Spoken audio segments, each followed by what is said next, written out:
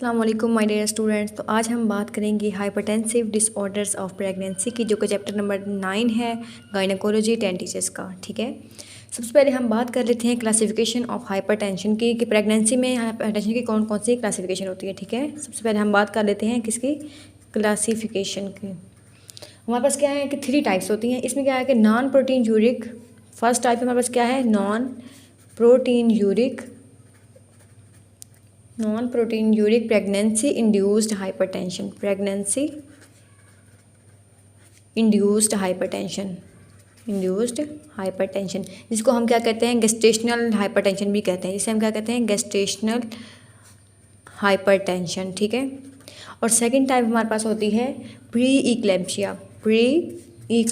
ठीक है, and third है हमारे पास क्रोनिक हाइपरटेंशन। थर्ड क्या है क्रोनिक हाइपरटेंशन। ठीक है, तो ये जो हमारे पास होती है non protein uric pregnancy induced hypertension, ये क्या होती है कि ये बेसिकली ये स्टार्ट होती है सेकंड ट्राइमेस्टर में, सेकंड हाफ ऑफ प्रेगनेंसी में। क्या है कब स्टार्ट होती है सेकंड हाफ ऑफ प्रेगनेंसी में। ठीक है, और इसमें क्या होता है कि प्रोटीन यूरिया एब्सेंट होता है, प्रोटीन यूरिया क्या है एब्सेंट होता है। ठीक है, लेकिन ये जो प्री इक्लेम्पशिया इसमें क्या होता है कि प्रोटीन यूरिया प्रेजेंट होता है। ठीक है, ये बात आप लोगों ने याद रखनी है। और जो क्रोनिक हाइपरटेंशन है ये फर्स्ट हाफ ऑफ प्रेगनेंसी में अराइज होता है। ठीक है, ये कब होता है फर्स्ट हाफ ऑफ प्रेगनेंसी में, और ये जो गेस्टेशनल है वो कब अराइज हो रहा है सेकंड हाफ ऑफ प्रेगनेंसी में। ठीक है, फर्स्ट हाफ ऑफ प्रेगनेंसी में ये अराइज होता है। और इसमें क्या होता है कि जो क्रोनिक हाइपरटेंशन है इससे प्री इक्लेम्पशिया भी हो सकता है पेशेंट को। ठीक है, इससे क्या है प्री इक्लेम्पशिया भी हो सकता है। अब हम बात, ये थी हमारे पास क्लासिफिकेशन। अब हम बात कर लेते हैं डिग्री कौन कौन सी हो सकती है, डिग्रीज ऑफ हाइपरटेंशन। ठीक है, हाइपरटेंशन की डिग्री कौन कौन सी हो सकती है। इसमें हमारे पास माइल्ड होती है, मॉडरेट और क्या है स्वेयर। ठीक है, मॉडरेट और स्वेयर। माइल्ड हम तब कहेंगे कि जब डायस्टोलिक ब्लड प्रेशर जो है वो 90 to 99 मिलीमीटर ऑफ मर्क्यूरी के दरमियान हो, और जो सिस्टोलिक ब्लड प्रेशर है वो क्या है 140 to 149 हो। ठीक है, डायस्टोलिक ब्लड प्रेशर और ये सिस्टोलिक ब्लड प्रेशर। ठीक है, और मॉडरेट कब कहेंगे कि जब डायस्टोलिक ब्लड प्रेशर जो है वो 100 से लेके 109 तक हो। ठीक है, और जो सिस्टोलिक ब्लड प्रेशर है वो कितना हो 150 से 159 तक, तो हम कहेंगे कि ये जो पेशेंट है इसे मॉडरेट हाइपरटेंशन है। ठीक है, और स्वेयर हम तब कहेंगे कि जब more than 110 diastolic blood pressure हो और मोर देन 160 जो है मिलीमीटर ऑफ मर्करी ये जो है सिस्टोलिक ब्लड प्रेशर है, तो तब हम कहेंगे कि पेशेंट को क्या है स्वेयर हाइपरटेंशन है। ठीक है, ये हमारे पास हो गई हैं डिग्रीज। अब हम अपने मेन टॉपिक की तरफ आते हैं जो कि है प्री इक्लेम्पशिया। आपने बहुत सुना होगा प्री इक्लेम्पशिया के बारे में, तो आज हम इसको स्टडी कर लेते हैं। ठीक है, प्री इक्लेम्पशिया,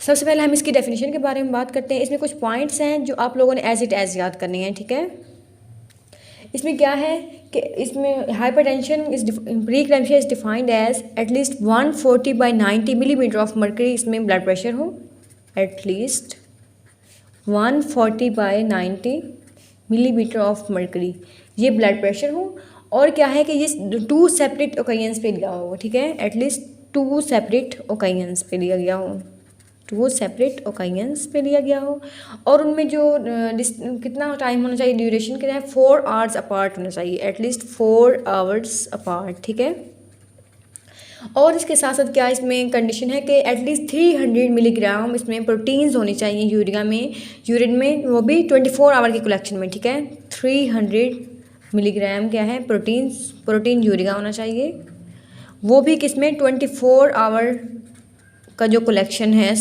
यूरिन का। ठीक है, उसमें 300 मिलीग्राम होने चाहिए इसमें प्रोटीन यूरिया। ठीक है, ये हमारे पास कुछ ये कंडीशन है, ये आप लोगों ने याद रखनी है। इन सबको मिलाकर हमारे पास ये जो डेफिनेशन है प्री इक्लेम्पशिया की बन रही है। ठीक है, इसके बाद हम बात कर लेते हैं इसके रिस्क फैक्टर के। रिस्क फैक्टर कौन कौन से हो सकते हैं प्री इक्लेम्पशिया के, उसमें क्या है कि प्राइमरी ग्रेविडा मीन्स कि अगर फर्स्ट प्रेगनेंसी है तो वो भी एक रिस्क फैक्टर है। ठीक है, फर्स्ट प्रेगनेंसी।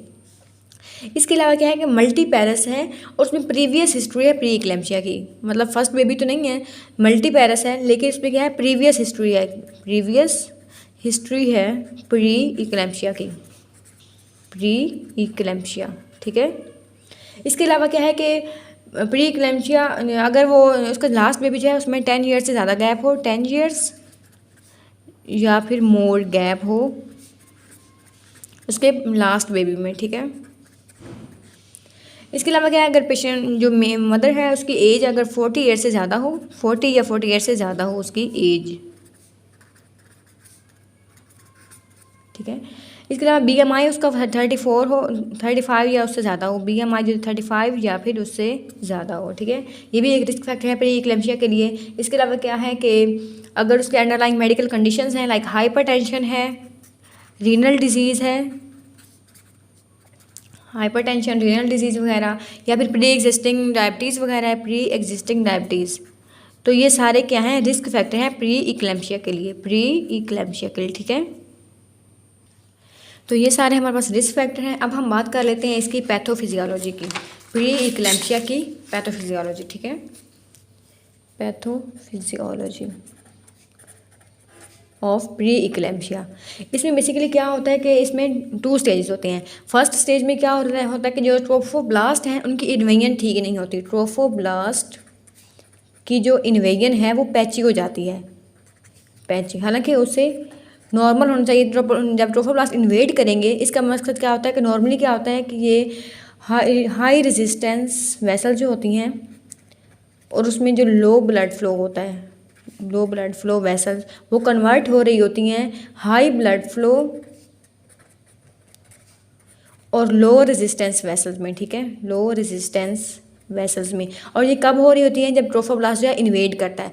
लेकिन इन पेशेंट्स में क्या होता है कि जो ट्रोफोब्लास्ट जो है उसकी इन्वेजन पैची हो जाती है, मतलब कहीं पे वो इन्वेड कर रहा होता है और कहीं पे इन्वेड नहीं कर रहा होता है, जिसकी वजह से जो ब्लड वेसल्स हैं उनका फ्लो बहुत कम होता है और उनमें रेजिस्टेंस जो है वो ज़्यादा हो जाती है, ठीक है। इसकी वजह से जो फीटस है उसे ठीक से ब्लड जो है वो नहीं मिल रहा होता, ठीक है। इसके अलावा इसका सेकंड स्टेप क्या है, इसमें क्या होता है कि जब सेकंड स्टेज, इसमें एक तो है कि ट्रोफोब्लास्ट की इन्वेजन नहीं हो रही, और इसके साथ साथ क्या है कि जो स्पाइरल आर्टरीज़ हैं, स्पाइरल आर्टरीज़, उनमें जो मस्कुलर वॉल है वो प्रेजेंट होती है, मस्कुलर वॉल जो है वो भी प्रेजेंट होती है। इसकी वजह से जो प्लेसेंटल, ये जो यूट्रो प्लेसेंटल परफ्यूजन है वो कम हो जाती है, ठीक है। इसकी वजह से क्या होगा कि ऑक्सीडेटिव और इन्फ्लेमेटरी स्ट्रेस हो जाएगा, ठीक है। इसकी वजह से क्या होगा, ऑक्सीडेटिव एंड इन्फ्लेमेटरी स्ट्रेस हो जाएगा, एंड इन्फ्लेमेटरी स्ट्रेस। जब इन्फ्लेमेटरी स्ट्रेस वगैरह ये होगा तो इससे क्या होगा कि एंडोथीलियल जो है वो डिसफंक्शन हो जाएगी, एंडोथीलियल डिसफंक्शन, एंडोथीलियल डिसफंक्शन हो जाएगा। इसके अलावा क्या है कि वेजोस्पैज्म होगा, वेजोस्पैज्म, और क्या है कि एक्टिवेशन हो जाएगी कोआगुलेशन सिस्टम की, ठीक है, एक्टिवेशन ऑफ कोएगुलेशन सिस्टम, ठीक है। जब ये सारे प्रोसेस हो रहा होगा तो ये क्या है कि इसमें मल्टी सिस्टम डिसऑर्डर हो जाएगा। इससे फिर क्या होगा, मल्टी सिस्टम, बहुत सारे सिस्टम जो है वो इन्वॉल्व हो जाएंगे और उनका जो फंक्शन है वो ख़राब हो जाएगा, मल्टी सिस्टम डिसऑर्डर हो जाएगा, ठीक है। तो अब हम पढ़ लेते हैं इसका इफेक्ट क्या होगा डिफरेंट सिस्टम पे, क्या क्या ये डिजीज़ पैदा करेगा। सबसे पहले हम बात कर लेते हैं कार्डियोवैस्कुलर सिस्टम पे, CVS पर इसका प्री इक्लेम्शिया का क्या इफेक्ट होगा।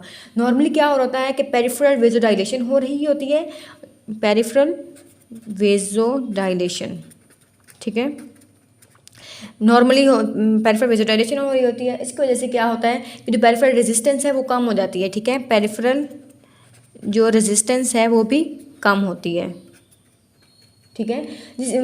अगर इसमें क्या होता है कि जो प्लाज्मा का वॉल्यूम जो होता है और कार्डिक रेट, ये दोनों इंक्रीज, प्लाज्मा का वॉल्यूम और कार्डिक आउटपुट ये दोनों रेज्ड होती हैं, लेकिन इसके बावजूद भी क्या होता है कि पेरिफेरल वेजोडाइलेशन होती है और पेरिफेरल रेजिस्टेंस जो है वो कम रहती है। लेकिन प्री इक्लेम्शिया के पेशेंट में क्या होता है, अपोजिट हो जाता है। इसमें क्या होता है कि पेरिफेरल वेजो कंस्ट्रिक्शन हो जाती है, पेरिफेरल वेजो कंस्ट्रिक्शन, ठीक है, पेरिफेरल वेजो कंस्ट्रिक्शन, ठीक है, वेजो कंस्ट्रिक्शन हो रही होती है। इसकी वजह से क्या होगा कि हाइपरटेंशन होगी। जब वेजो कंस्ट्रिक्शन होगी तो क्या है, ऑटोमेटिकली हाइपरटेंशन होगी। इसके साथ क्या है कि जब इंट्रावेस्कुलर हाई प्रेशर होगा और जो एंडोथेलियल सेल का फंक्शन जो है वो खराब हो जाएगा। इसमें क्या है कि जब प्रेशर ज़्यादा होगा, इंट्रावेस्कुलर हाई प्रेशर होगा, और साथ साथ क्या है कि एंडोथेलियल सेल की जो इंटेग्रिटी है वो लॉस हो गई, एंडोथेलियल सेल की जो इंटेग्रिटी है वो लॉस हो गई हो, तो उससे क्या होगा कि जनरलाइज्ड बॉडी एडिमा होगा, जनरलाइज्ड एडिमा होगा। तो मीन्स कि इसका CVS पे क्या इफेक्ट हुआ, इसने क्या कर दिया है, जनरलाइज्ड एडिमा कॉज कर दिया है, ठीक है। अब हम पढ़ लेते हैं इसका रीनल सिस्टम पर क्या इफेक्ट है, इसका रीनल सिस्टम पे क्या इफेक्ट है। रीनल सिस्टम में ये क्या करता है, ग्लोमेरुलो एंडोथीलियोसिस कॉज करता है, ग्लोमेरुलो एंडोथीलियोसिस। इसमें क्या होता है बेसिकली, इसमें क्या होता है कि जो प्रोटीन्स हैं, जो इंटरमीडिएट वेट प्रोटीन्स हैं जैसे कि एल्ब्यूमिन और ट्रांसफेरिन वगैरह हैं, वो लॉस हो जाती है यूरिन में। क्या है, एल्ब्यूमिन प्लस ट्रांसफेरिन, ये जो प्रोटीन्स हैं ये यूरिन में आना स्टार्ट हो जाती हैं। ठीक है, ये तो इसका इफेक्ट हुआ रीनल सिस्टम पे। इसके अलावा हिमेटोलॉजिकल सिस्टम पे इसका क्या इफेक्ट है, हिमेटोलॉजिकल सिस्टम पर क्या इफेक्ट है इसका। तो ये क्या करता है, प्रीक्लैम्सिया जो एसोसिएट करता है इसमें फिब्रिन की डेपोजिशन करवाता है, फिब्रिन को डिपॉजिट करवाएगा। और क्या है कि जो प्लेटलेट का काउंट है उसे रिड्यूस कर देगा, प्लेटलेट के काउंट को रिड्यूस कर देगा। ये बात आप लोगों ने याद रखनी है, ये एमसीक्यू वगैरह में पूछी जा सकती है, तो आप लोगों ने कंफ्यूज नहीं होना। ठीक है, और लिवर पे इसका क्या इफेक्ट है, आप लोगों ने लिवर पे जो इसका इफेक्ट है वो आपने याद रखना है हेल्प सिंड्रोम से। ठीक है, हेल्प सिंड्रोम। ठीक है, हेल्प सिंड्रोम से क्या बन रहा था, ए से क्या बन रहा है, हीमोलाइसिस करवाता है एक तो हीमोलाइसिस, और ई और एल से क्या बन रहा है, elevation of liver enzyme. Liver के जो एंजाइम्स हैं वो इंक्रीज हो जाते हैं, एलिवेशन ऑफ लिवर एंजाइम्स। और एलपी से क्या बन रहा है, low platelet count, low platelet count, जो कि मैंने आपको यहाँ भी बताया कि प्लेटलेट का जो काउंट है वो रिड्यूस हो जाता है। तो इसमें आप लोगों ने हेल्प सिंड्रोम याद रखना है। ठीक है, इसके अलावा इसका न्यूरोलॉजिकल सिस्टम पे क्या इफेक्ट होता है, न्यूरोलॉजिकल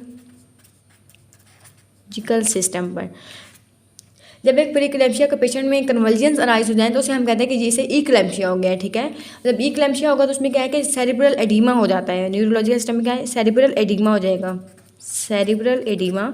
जब सेरिब्रल एडीमा होगा तो इससे क्या होगा कि जो रेटिनल हेमरेजेस वगैरह होंगे, क्या होगा, रेटिनल हेमरेजेस वगैरह होंगे। इसके अलावा क्या है कि हाइपरटेंसिव एनसेफेलोपैथी हो जाएगी, हाइपरटेंसिव एनसेफेलोपैथी। ठीक है, ये थे हमारे पास सारे इफ़ेक्ट के प्रीक्लैम्सिया के डिफरेंट सिस्टम पर क्या इफेक्ट होते हैं। ठीक है, आगे हम बात करते हैं इसकी क्लिनिकल प्रेजेंटेशन की, इन्वेस्टिगेशन और मैनेजमेंट की नेक्स्ट पार्ट में।